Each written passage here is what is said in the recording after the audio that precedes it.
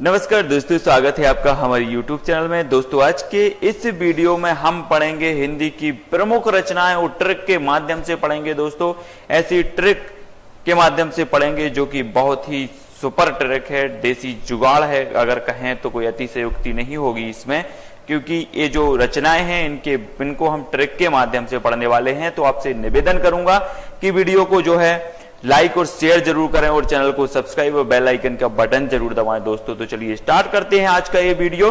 तो आज का जो हमारा पहला प्रश्न है दोस्तों वो है, बड़ी बड़ी आंखें किसका उपन्यास है? इसका उत्तर आपको बताना है।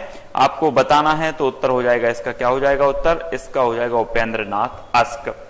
अब बोले अश्क बोलते हैं तो कहां से निकलती हैं? आंखों से अश्क निकलते हैं।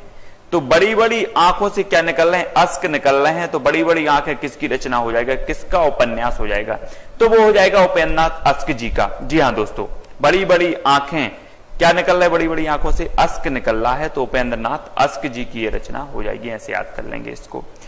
अगला क्वेश्चन है, सुहाग की नुपुर किसका उपन्यास है? जी हाँ दोस्तों, ये चीज आपको बतानी है, पता भी होगा।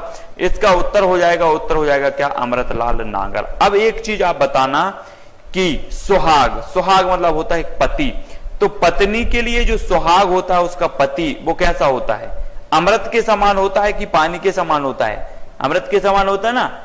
तो सुहाग की नुपुर किसका उपन्यास होगा? अमृतलाल नागर का, क्योंकि जो सुहाग होता है वो अमृत के समान होता है। तो सुहाग की नुपुर रचना अमृतलाल नागर की होगी। इस प्रकार से याद कर लेंगे। नेक्स्ट है, शराबी किसकी रचना है? जी हाँ दोस्तों, तो ये पांडे बेचन शर्मा उग्र की है। अब एक बात बताना कि जो शराबी होते, शराब पीने वाले होते हैं, वो शांत होते हैं कि उग्र होते हैं? उग्र होते ना। तो शराबी की जब भी बात आएगी तो शराबी जो रचना होगी, जो उपन्यास होगा वो किसका होगा? पांडे बेचन शर्मा उग्र का। उग्र बेचैन रहते हैं शराबी पीने के लिए और उग्र होते हैं। उग्र तो शराबी किसकी रचना होगी? उग्र जी की होगी। पांडे बेचन शर्मा उग्र। कैसे याद किया कि शराबी जो लोग होते हैं वो उग्र होते हैं, तो पांडे बेचन शर्मा उग्र की रचना हो जाएगी शराबी। अगला क्वेश्चन है मंगलसूत्र। जी हाँ दोस्तों, मंगलसूत्र किसकी रचना है? तो इसका उत्तर हो जाएगा किसकी है? प्रेमचंद जी का है। और एक अधूरा उपन्यास इनका रह गया था प्रेमचंद जी का 1936 में, फिर उसके बाद में ये प्रकाशित हुआ मंगलसूत्र। तो ये प्रेमचंद जी का है। आगे के प्रश्न में हम प्रेमचंद जी के सारे उपन्यास आपको याद करवा देंगे बहुत अच्छे से। नेक्स्ट क्वेश्चन है कि मधुर स्वप्न किसका उपन्यास है? जी हाँ दोस्तों, आपको पता होगा। मधुर स्वप्न के बारे में आपको बताना है, तो इसका उत्तर हो जाएगा राहुल सांकृत्यायन। तो मधुर स्वप्न की बात कर रही है। तो आजकल आपने देखा हो कि मधुर स्वप्न कौन देख रहा है? प्रधानमंत्री बनने का मधुर स्वप्न देख रहे हैं राहुल जी, कांग्रेस के राहुल जी प्रधानमंत्री बनने का मधुर स्वप्न देख रहे हैं। तो मधुर स्वप्न जो हो जाएगा किसका उपन्यास हो जाएगा? वो हो जाएगा राहुल सांकृत्यायन जी का, क्योंकि मधुर स्वप्न कौन देख रहा है? राहुल जी देख रहे हैं। तो राहुल सांकृत्यायन का ये मधुर स्वप्न हो जाएगा। नेक्स्ट है, हृदय की परख किसका उपन्यास है? जी हाँ दोस्तों, हृदय की परख आपको बताना है। तो इसका जो उत्तर है वो क्या हो जाएगा? आचार्य चतुरसेन शास्त्री। अब एक बात बताना कि जो हृदय की परख है वो कौन करेगा? कोई चतुर व्यक्ति ही करेगा कि कोई मूर्ख व्यक्ति करेगा? नहीं करेगा ना। तो हृदय की जो परख है उसके जो लेखक हैं वो कौन होंगे? आचार्य चतुरसेन शास्त्री जी होंगे, क्योंकि हृदय की परख कोई चतुर व्यक्ति ही करेगा। तो चतुरसेन शास्त्री हो जाएंगे। अगला क्वेश्चन है, गुनाहों का देवता के रचनाकार कौन है? जी हाँ दोस्तों, गुनाहों के देवता मतलब इतने गुनाह कर दिए कि देवता हो गए गुनाहों के, ये चीज बतानी है। तो इसका उत्तर क्या हो जाएगा? उत्तर हो जाएगा धर्मवीर भारती। अब जब गुनाहों के देवता बन गए, आप गुनाहों इतने किए कि आप तो उसके देवता बन गए, तो कहां जाओगे फिर? धर्म के पास जाओगे कि धर्म की शरण में जाओगे? अब गुनाहों के देवता हो गए आप। तो गुनाह जब इतने हमने कर लिए तो कहां जाओगे? धर्म की शरण में जाओगे। तो गुनाहों का देवता जो उपन्यास होगा उसके लेखक कौन होंगे? धर्मवीर भारती जी। गुनाहों के देवता के रचनाकार धर्मवीर भारती है ना, हो जाएंगे इस प्रकार से गुनाहों के देवता। गुनाह बहुत कर लिए, अब धर्म की शरण में जाना है, इस प्रकार से। अगला क्वेश्चन है, महाभोज किसका उपन्यास है? जी हाँ दोस्तों, महाभोज आपको बताना है। जो भंडारा होता है ना, भंडारा भंडारा भंडारा बोलते जिसे, वो महाभोज होता है। अब महाभोज किसका उपन्यास है? तो इसका उत्तर हो जाएगा क्या हो जाएगा? मन्नू भंडारी। भंडारी से क्या बनेगा? भंडारा भंडारा भंडारा भंडारा। तो महाभोज किसका उपन्यास होगा? मन्नू भंडारी की, क्योंकि महाभोज का नाम ही भंडारा होता है, तो मन्नू भंडारी का ये उपन्यास हो जाएगा। नेक्स्ट है यारों के यार के रचनाकार कौन है? जी हाँ दोस्तों, एक चीज आप बताना कि आपको लग रहा ना देसी जुगाड़, लग रहा कि नहीं लग रहा? कमेंट के माध्यम से जरूर बताना ये देसी जुगाड़ लग रहा है आपको कि नहीं लग रहा, ये देसी जुगाड़ है याद करने का। यारों के यार के रचनाकार कौन है, ये चीज बतानी। यारों के यार, बोले यारों के यार हैं वो, तो कौन है यारों के यार? कृष्णा सोबती, इसका उत्तर हो जाएगा कृष्णा सोबती। अब एक बात बताना कि जो कृष्ण जी थे वो क्या थे? यारों के यार, जितने भी यार थे सभी यारों के यार थे कृष्ण जी, है ना, तो कृष्णा सोबती हो जाएंगे। बोले यारों के यार हैं वो, तो बच्चे और बड़े सभी यारों के यार थे कृष्ण जी, है ना, सभी के क्या थे? यारों के यार थे, खेलते थे। उनकी लीलाओं का वर्णन आपने पढ़ा होगा सूरदास जी के काव्यों में, तो यारों के यार के रचनाकार कौन हो जाएंगे? कृष्णा सोबती। इस प्रकार से देख लेंगे। नेक्स्ट है मेरी भव बाधा हरो, किसका उपन्यास? ये उपन्यास है, तो ये किसका उपन्यास हो जाएगा? इसका उत्तर हो जाएगा रांगे राघव। राघव बोले रघुबीर, राघव रघुबीर बोलते ना, पर रघुबीर, राम जी को रघुबीर बोलते हैं। तो आपकी जो बाधा है वो कौन हरेंगे? रघुबीर तो हरेंगे ना, है ना, कोई पड़ोसी तो नहीं आ जाएगा गांव वाला। आप सबसे पहले तो उन्हीं को बोलते हैं कि मेरी भव बाधा हरो रघुबीर। इस प्रकार से तो मेरी भव बाधा हरो किसका उपन्यास हो जाएगा? राघव, रांगे राघव का हो जाएगा। राघव मतलब रघुबीर आ रहा है, तो इस प्रकार से याद हो जाएगा। नेक्स्ट है टेढ़े मेढ़े रास्ते उपन्यास किसका है? तो ये भगवती चरण वर्मा, भगवती चरण वर्मा। अब एक बात बताना कि भगवती आपने देखा होगा पहाड़ में, बोले भगवती की मूर्ति कहां है? पहाड़ में है। अब पहाड़ पर जाना है तो अब टेढ़े मेढ़े रास्तों से जाते हैं, जाते ना, भगवती के दर्शन करना है तो टेढ़े मेढ़े रास्तों से जाना पड़ेगा। तो टेढ़े मेढ़े जो रास्ता हो जाएगा, रास्ते उपन्यास हो जाएगा, वो किसका हो जाएगा? भगवती चरण वर्मा का, क्योंकि भगवती की अगर हमें आराधना करना है, भगवती तक पहुंचना है, तो टेढ़े मेढ़े रास्तों से होकर जाना पड़ेगा। तो इसका जो लेखक हो जाएंगे वो भगवती चरण वर्मा हो जाएंगे, टेढ़े मेढ़े रास्ते। नेक्स्ट है काले कारनामे किसका उपन्यास है? जी हाँ दोस्तों, काले कारनामे बताना है, तो काले कारनामे कौन करेगा? कौन करेगा? कोई निराला व्यक्ति ही होगा जो काले कारनामे करेगा। तो इस प्रकार से काले कारनामे निराला जी के ये उपन्यास है, इसको याद कर लेंगे। काले कारनामे सभी व्यक्ति तो नहीं कर सकते ना, कुछ व्यक्ति निराले होते हैं जो काले कारनामे करते हैं, ऐसे याद कर लेंगे। नेक्स्ट है पूर्ण प्रकाश और चंद्र प्रभा किसका उपन्यास है? जी हाँ दोस्तों, ये चीज आपको बतानी है। तो अब एक चीज आप बताना कि पूर्ण प्रकाश, आप भारत में क्या चाहते हो? अर्ध प्रकाश तो नहीं चाहते ना, पूर्ण प्रकाश चाहते हो। काय का? चंद्रमा का पूर्ण प्रकाश चाहते हम। कहा?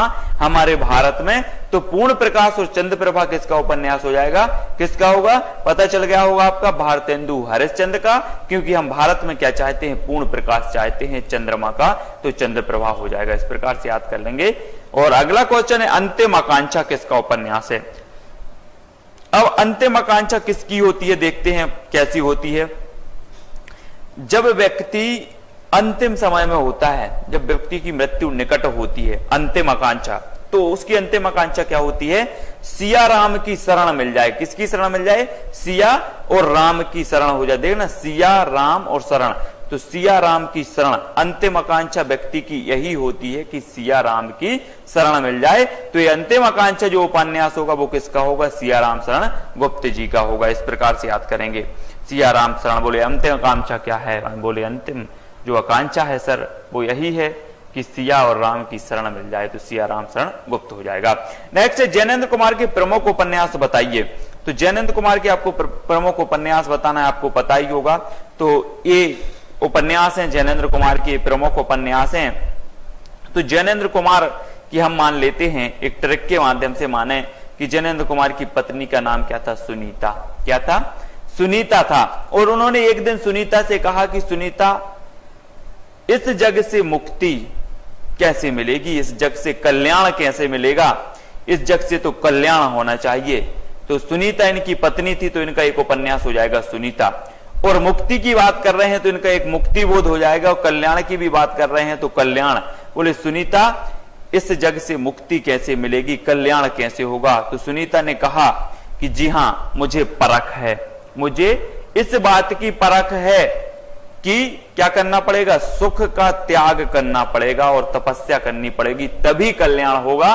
तो सुख का परख है तो परख हो जाएगा, और सुख का क्या करना पड़ेगा? त्याग, तो त्याग पत्र हो जाएगा। सुखदा और त्याग पत्र हो जाएगा।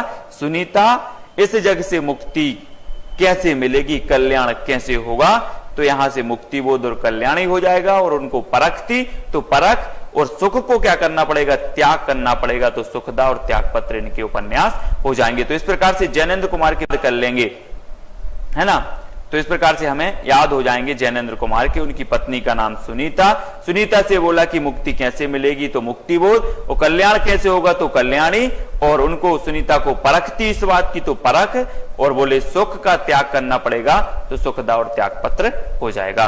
नेक्स्ट है प्रेमचंद के प्रमुख उपन्यास आपको यहां पर बताना। जी हाँ दोस्तों, तो प्रेमचंद के प्रमुख उपन्यास इस प्रकार से हमें दिए हैं। अब हम एक कहानी बना लेते हैं प्रेमचंद जी की। कैसे कहानी बनाते, सबसे बात आती है प्रेमचंद, तो प्रेमा जो इनका प्रमुख उपन्यास है, सबसे पहले प्रेमा उपन्यास हो जाएगा। अब बात करते हैं कि प्रेमचंद ने क्या सोचा कि कर्म भूमि से रंग भूमि, क्या सोचते हैं कि कर्म भूमि के द्वारा, जी हां, कर्म भूमि, प्रेमचंद जी सोचते हैं, क्या सोचते हैं कि प्रेमचंद जी कर्म भूमि के माध्यम से रंग भूमि की सेवा की प्रतिज्ञा लेते हैं। क्या लेते हैं, प्रतिज्ञा ली इन्होंने कि कर्म भूमि के माध्यम से, अपने कर्मों के माध्यम से रंग भूमि की सेवा की हम प्रतिज्ञा लेते हैं।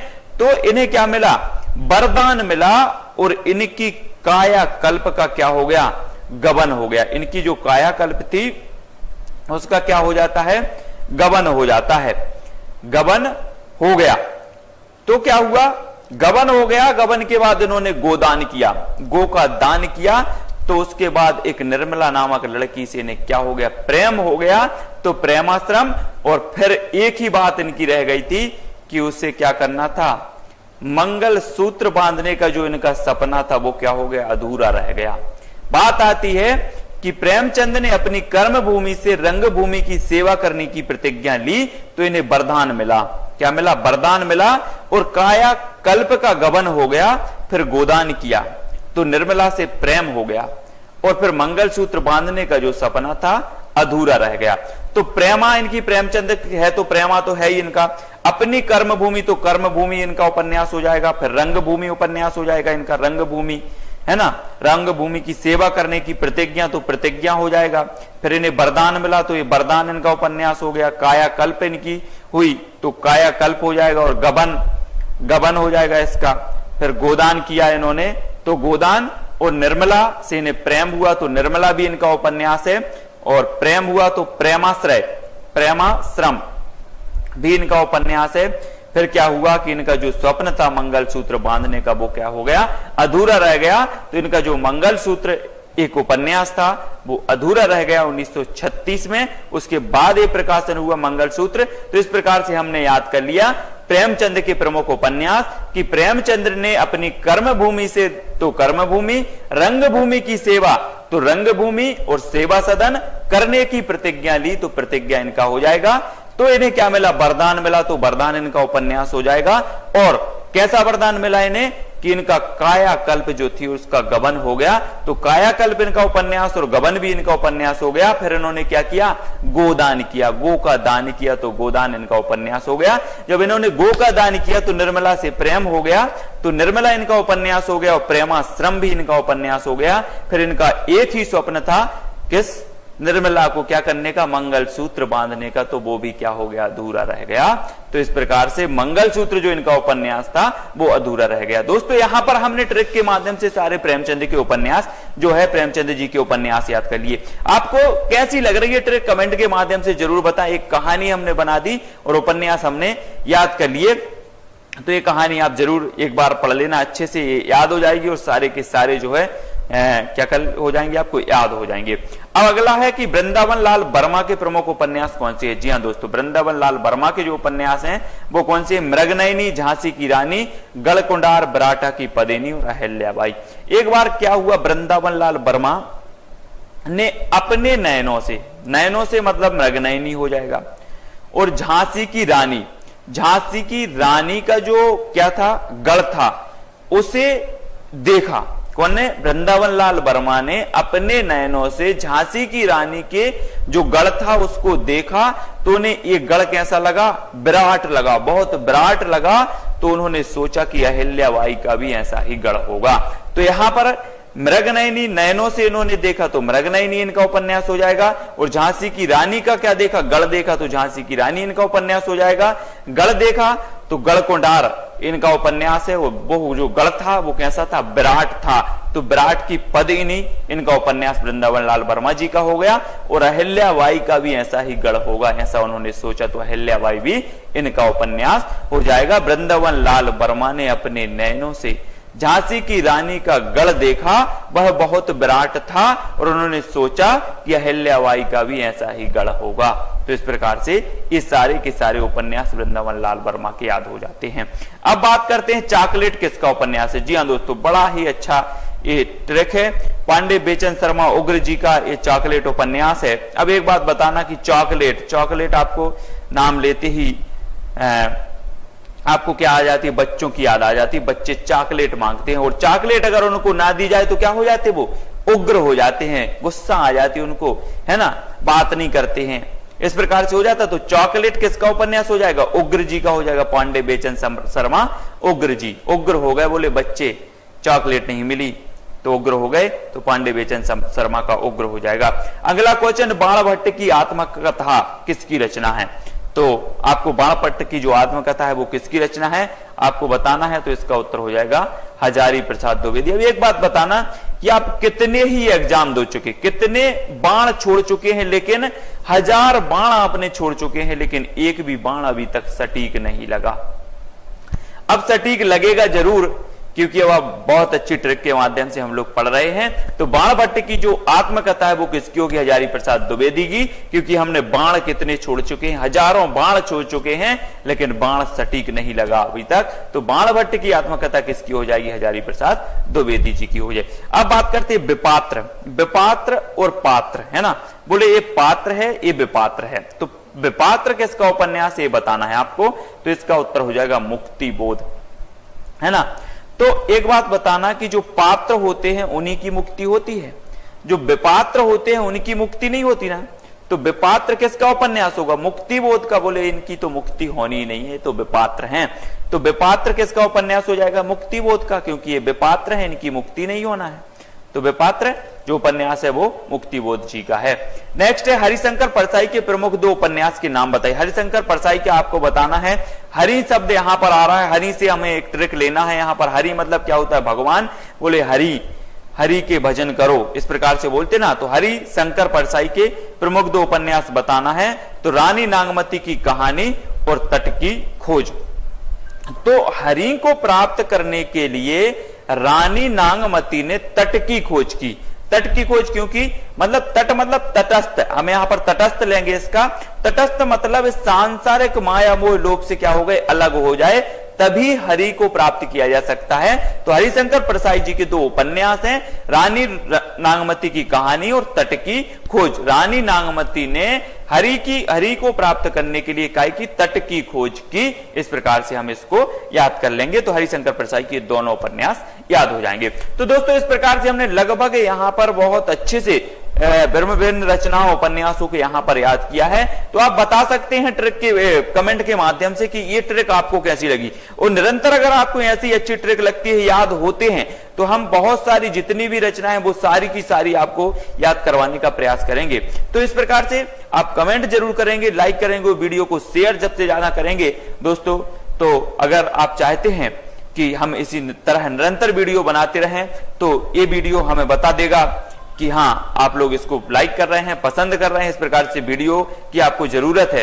तो आप जरूर इसको शेयर ज्यादा से ज्यादा करें, लाइक करें, क्योंकि ये बहुत ही मतलब स्टूडेंट की एक डिमांड होती है कि सर रचनाओं के बारे में कुछ बताएं, रचनाएं याद नहीं होती हैं। तो मैं तो ये गारंटी ले सकता हूं कि आप एक बार वीडियो बस देखें, याद नहीं करना आपको, मैं जो बोल रहा हूं वो एक बार बस सुने, तो ये जो रचना है वो आपको याद हो जाएंगी। और जब पेपर में ये चीज पूछी जाएगी तो आपको कोई कोड याद नहीं करना, कोई कुछ भी याद नहीं करना है। जब विपात्र अगर पूछा जाएगा कि विपात्र किसकी रचना है तो आपको याद आ जाएगा कि मुक्तिबोध का, क्योंकि पात्र की मुक्ति होती है, विपात्र की मुक्ति नहीं होती है। ये चीज आपको याद आ जाएगी। तो दोस्तों इस प्रकार से अगर आप चाहते हैं कि इस प्रकार से वीडियो बनाएं तो हमारे कमेंट के माध्यम से जरूर बताएं कि हाँ सर इस प्रकार की वीडियो की जरूरत है, तो हम निरंतर प्रयास करेंगे।